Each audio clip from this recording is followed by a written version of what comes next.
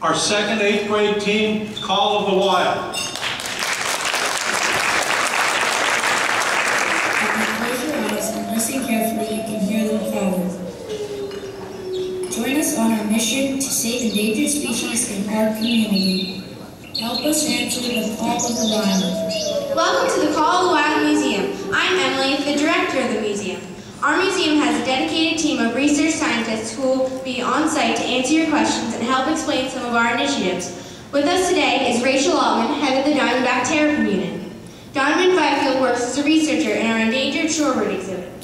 Research associate Aidan Ryan is presently focusing his efforts on the decline nationwide in the Indiana bat population. Follow me. The bat population across the country has been decimated by a mysterious disease called white nose syndrome. A recent bat count in a New Jersey cave showed that only 750 bats remained when there were once 30,000 bats. One initiative that we think that will help reverse the effects of white nose syndrome is to build bat houses and disperse them throughout the community. If you would like to help build bat houses, we meet every Saturday morning in the all-purpose room of the museum. Thanks, Aidan. I think our visitors might want to see what Rachel is doing with the Diamondback terrapins. The Diamondback terrapin is named for the diamond pattern on the top of its shell and comes from the Indian language meaning edible turtle living in fresh or brackish water.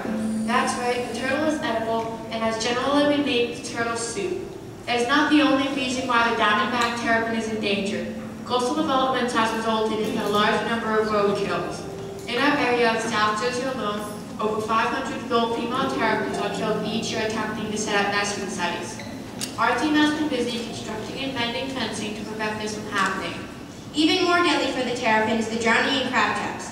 Dr. Roger Wood, faculty member at Stockton College and research consultant here at the museum, has determined that one crab trap can drown as many as 15 terrapins per year.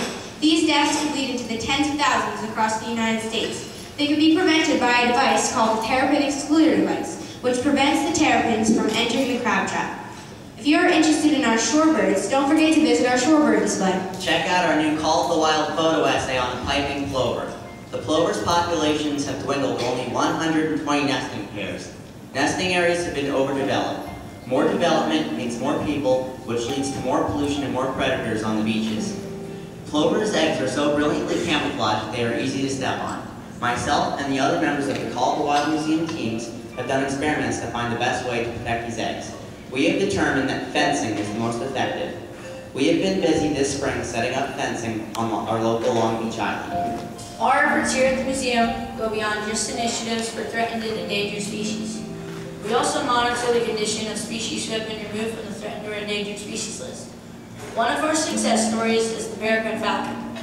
Although the peregrine falcon was nearly extinct in the 1970s, its numbers doubled in the 1980s and has been on the rise ever since. It has recently been removed from the endangered species list. Peregrine falcon nesting boxes are always needed. We just placed a new nesting box in North Jersey and hope it will be occupied soon.